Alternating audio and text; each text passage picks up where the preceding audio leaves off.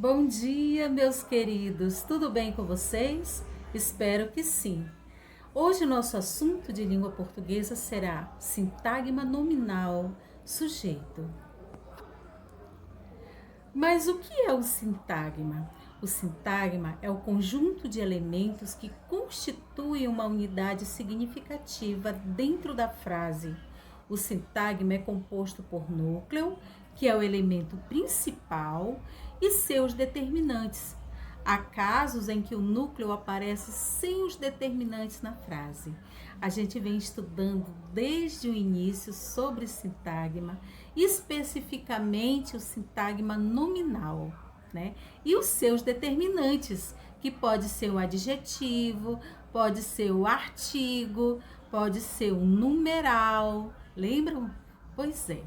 Então, resumindo, o que é o sintagma? O sintagma é um conjunto de palavras que estão ligadas ao nome, ou seja, ao núcleo, tá? Na verdade, é ao núcleo, tá? Ele pode ser verbal ou nominal.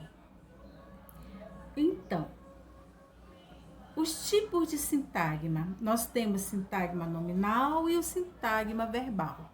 O sintagma nominal, o núcleo da unidade significativa é um nome, ou seja, um substantivo, tá? É aquela parte da oração em que não possui verbo, chamado de sintagma nominal, ou seja, o sujeito da oração, né?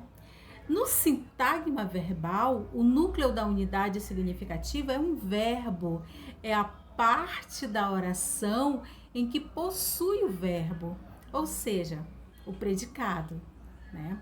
Então, o núcleo do sintagma nominal aqui na frase, os alunos estudiosos entregaram os livros, o núcleo do sintagma nominal, a palavra mais importante é alunos.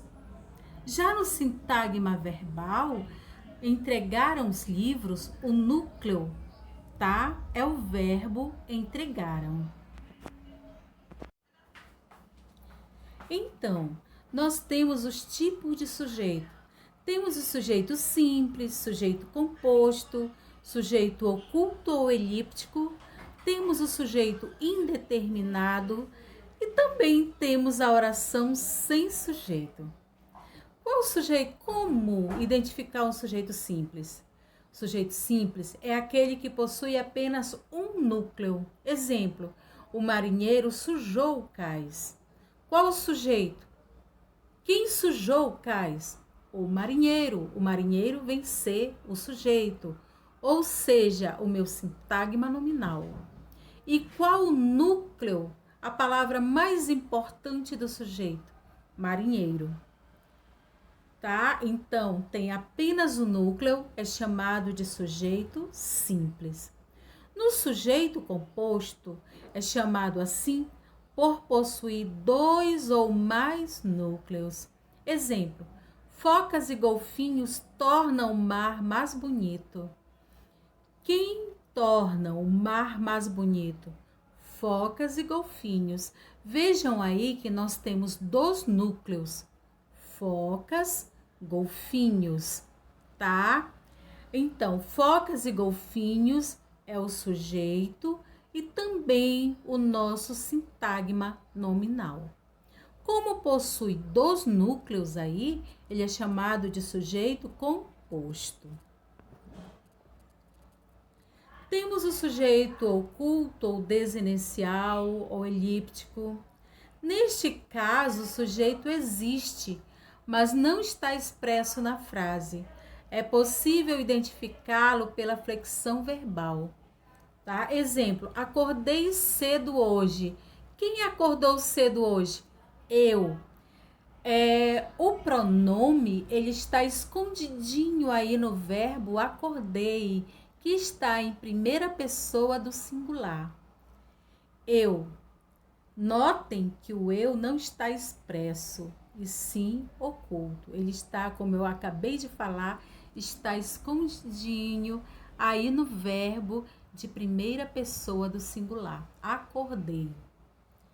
Nós temos o sujeito indeterminado, não está expresso na oração e não pode ser identificado pela flexão verbal.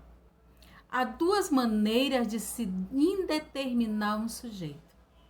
Primeiro, colocando o verbo na terceira pessoa do plural.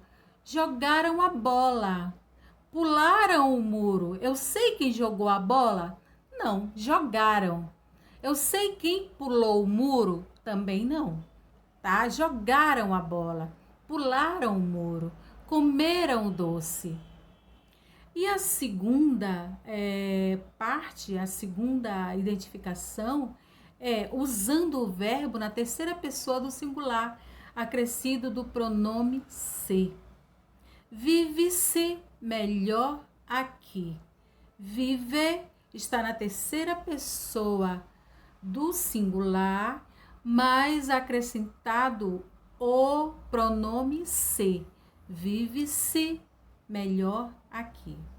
Agora vem o caso de oração sem sujeito, também identificadas como orações com sujeito inexistente. Orações sem sujeito acontecem quando o verbo é impessoal. Impessoal é aquele verbo que não pode ser conjugado com os pronomes, como o eu, tu, ele ou ela, nós, vós, eles ou elas, tá? O verbo é impessoal quando indica fenômenos da natureza. O verbo haver é impessoal no sentido de existir ou acontecer. Há um ano não aparece. O verbo fazer e haver são impessoais quando indicam tempo decorrido. Faz 2 noites que não durmo, né? Então, faz 3 dias que estou à sua espera. Estava naquele local havia 15 minutos, tá? Indicando que tempo decorrido. Outros verbos que indicam fenômenos da natureza, tais como anoitecer, chover, trovejar, ventar, tá? Eles também são impessoais.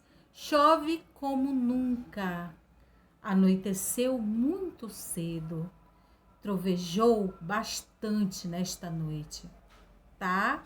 Então, nós iremos ficar por aqui.